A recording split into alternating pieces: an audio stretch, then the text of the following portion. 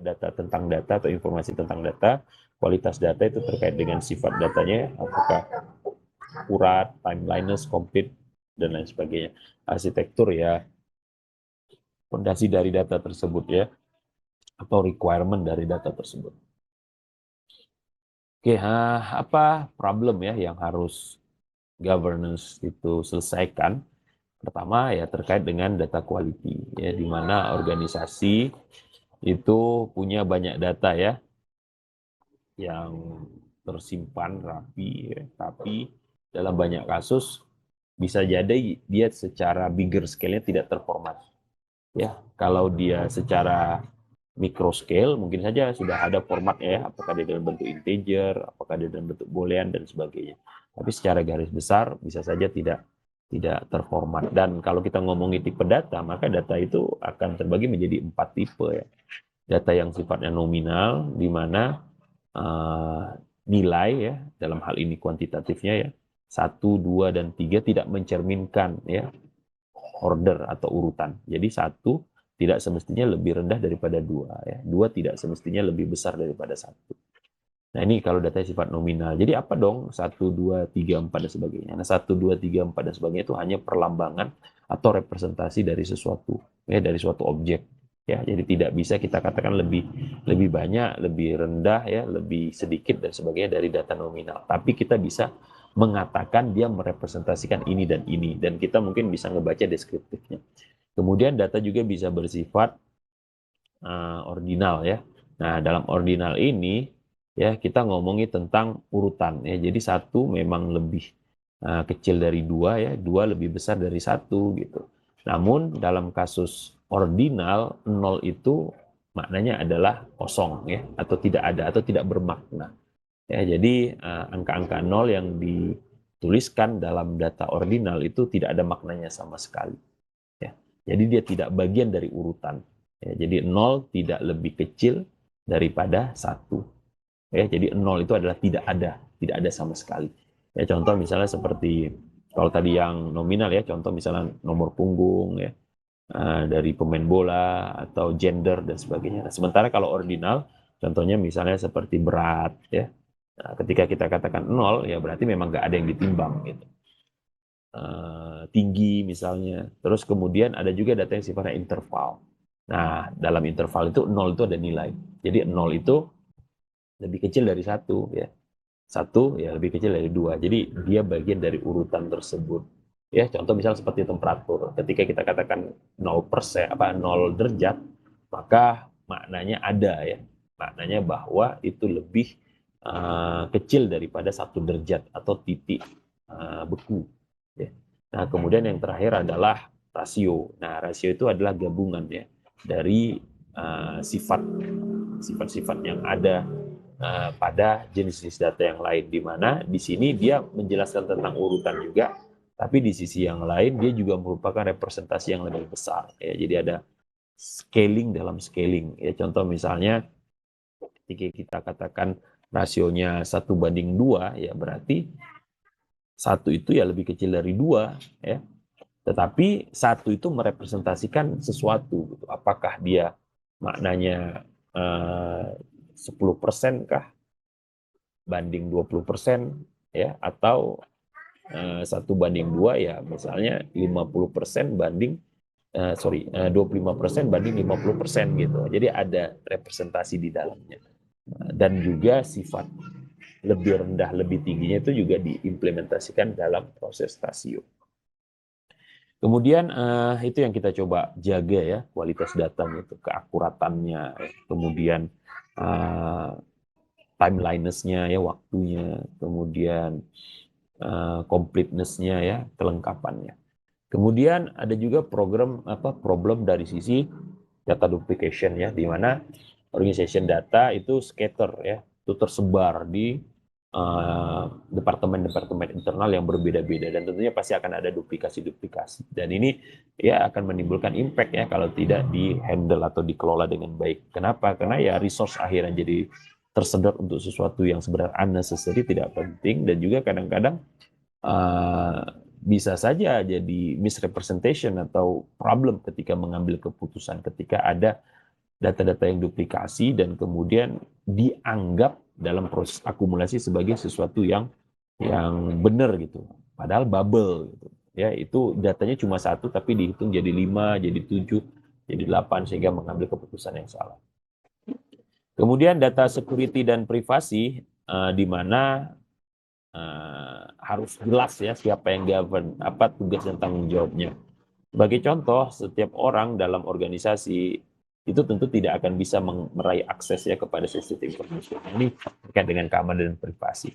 Juga terkait dengan metadata management ya, di mana without having proper access, kemudian audit, kemudian kontrol, tentunya kompleksitas ya atau perbedaan-perbedaan perlakuan terhadap data itu mewujudkan datanya itu sendiri perlu ada informasinya gitu, perlu ada standar yang diterapkan kepadanya, perlu ada prosedur ya, perlu ada format gitu. Sehingga kita bisa membedakan karena bisa saja suatu data terlihat secara luarnya itu sama, tapi sebenarnya maknanya atau konteks mereka berbeda gitu. Seperti misalnya satu dalam satu kelas dengan satu dalam kelas yang lain, bisa saja berbeda gitu. Satunya itu ya sama ya secara value, tapi konteksnya berbeda gitu. Satu di sini ya mungkin satu apa? Satu motor gitu. Salah satu yang di sini apa? Satu mobil gitu. Itu cara gampangnya aja. Jadi metadata itu adalah sifat yang melekat kepada data tersebut, informasi yang melekat kepada data tersebut sehingga kita bisa membedakan perbedaannya ya, atau kita bisa melihat bagaimana penggunaan atau pengenaan kepadanya.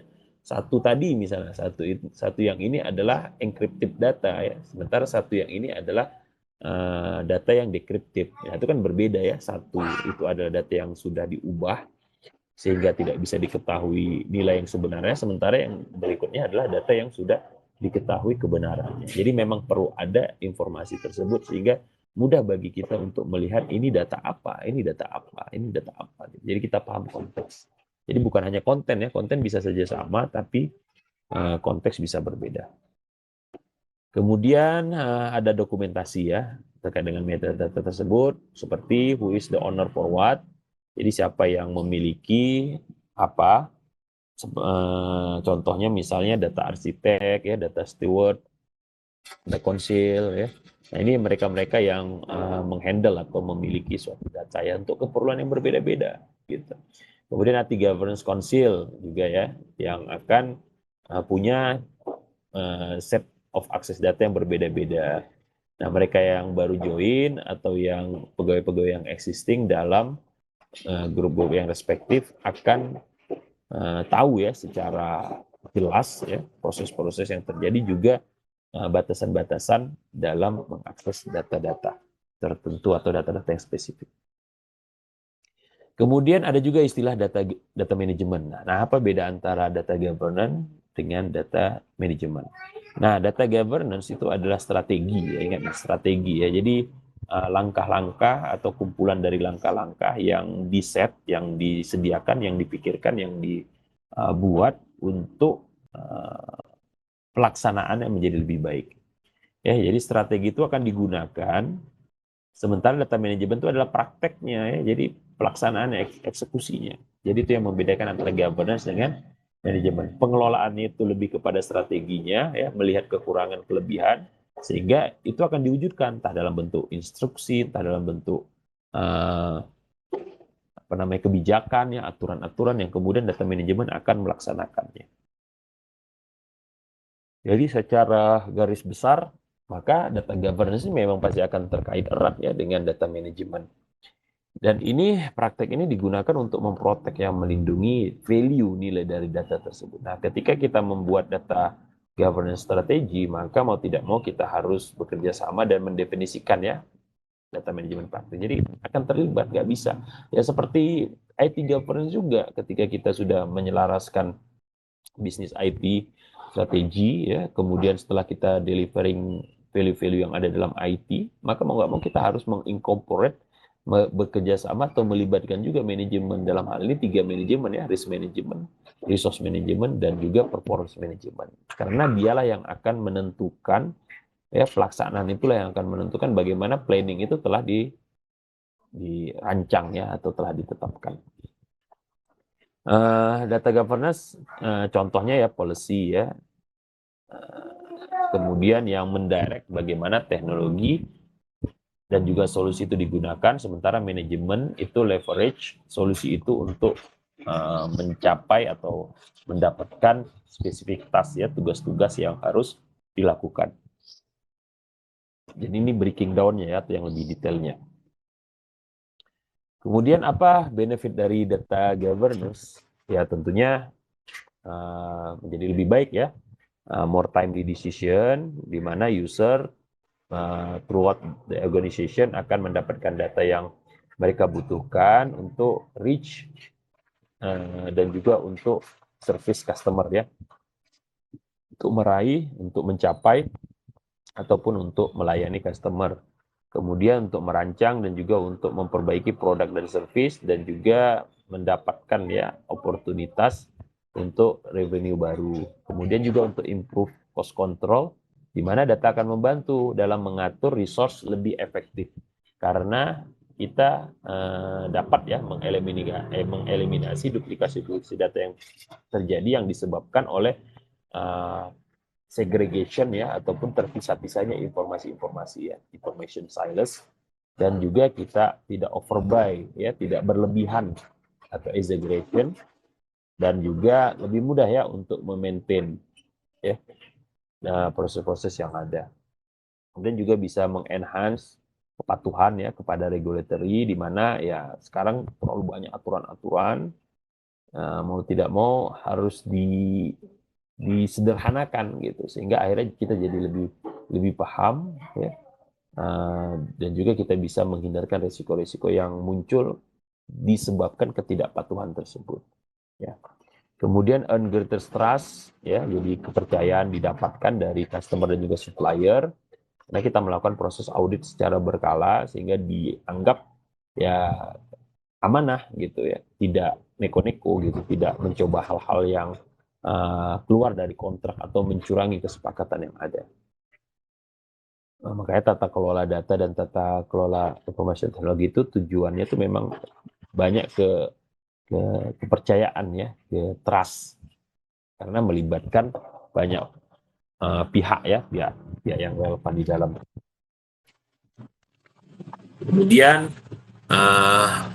mengatur ya risiko dengan lebih baik, di mana tata kelola yang kuat ya itu akan allay concern ya, itu akan meningkatkan, mengkhususkan ya kepada permasalahan-permasalahan yang ada, baik yang telah terjadi ataupun yang tidak terjadi, baik yang di internal ataupun yang di eksternal, terutama terkait dengan exposure ya, sensitif data, kemudian juga terkait dengan otorisasi yang ditetapkan, kemudian security breach, dan lain sebagainya. Jadi kita bisa melihat dengan bigger picture ya, holistic view, dan dalam penerapannya nanti bisa mengantisipasi jangan sampai hal ini terjadi.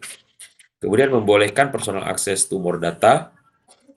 From data governance itu membolehkan lebih banyak ya personal access ke lebih banyak data, dengan keyakinan bahwa personal itu mendapatkan data yang benar, dan juga demokratisasi ini itu tidak berimpact ya kepada keburukan ya bagi perusahaan atau juga bagi organisasi.